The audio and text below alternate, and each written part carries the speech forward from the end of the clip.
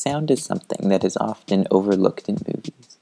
Most people don't really pay much attention to it, but it can be used in extremely creative ways, just like any other aspect of a movie. Looking at movies even says that a film's sound is potentially as expressive as its images. Stanley Kubrick's 2001: A Space Odyssey proves this to be true. The film makes unique decisions when it comes to sound design, and is extremely memorable for that reason. There are 4 types of sound in movies: music, vocal sounds, environmental sounds, and silence. And each of these sounds is used in an untraditional way in 2001. 2001: A Space Odyssey has an extremely memorable soundtrack, probably because whenever the music is playing, it takes center stage. The music is never in the background. For instance, the Blue Danube Waltz stands out in the film because it is the only thing heard as spaceships float gently and whimsically through space. Film critic Paul Burns says that this scene seems to express man's supreme technological and artistic sophistication, a waltz of the machines. Director Yorgos Lanthimos uses music in a similar way in his films, where they take over the movie whenever they are present. In his recent movie, The Killing of a Sacred Deer, the music completely drowns out dialogue in a scene where a boy is taken to the hospital and the parents talk to the doctor. The audience already knows what is happening, kind of, so it would be pointless to hear the conversation, but the music makes the scene impactful, dramatic, and scary.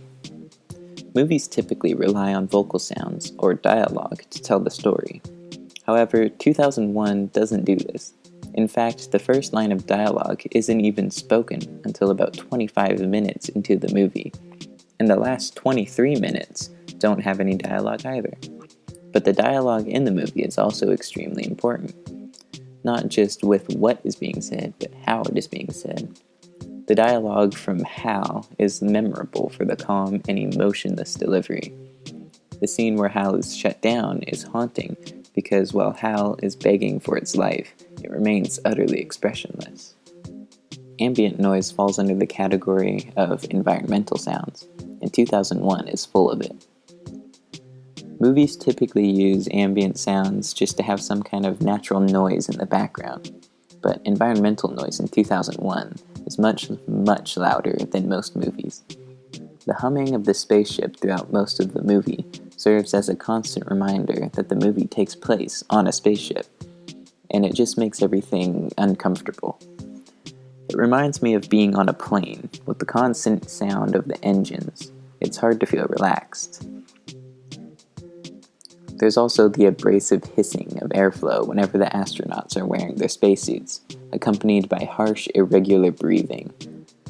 These sounds make me feel claustrophobic, despite the fact that I'm looking at the vast expanse of space. Both of these previous types of sound play a huge part in making the silence of the film extremely noticeable. Normally, movies increase the intensity of the scene by adding dramatic music or loud sound to form a cacophony. However, Digital Polyphony notes that Kubrick's approach is to enhance the action on screen as well, but cutting out the sound entirely and creating a realistic experience for the audience. Silence is used extremely effectively in the scene where Frank dies. He is outside the ship. The hissing of the airflow and his breathing are heard loud and clear. But when Hal uses the pod to cut the airflow and send him flying into space, all sound is cut from the movie. The silence is intense because it indicates that he is no longer receiving air or breathing. The silence makes the vastness of space scary, not only because it is realistic, but it is a reminder that Frank is now floating endlessly in a vacuum.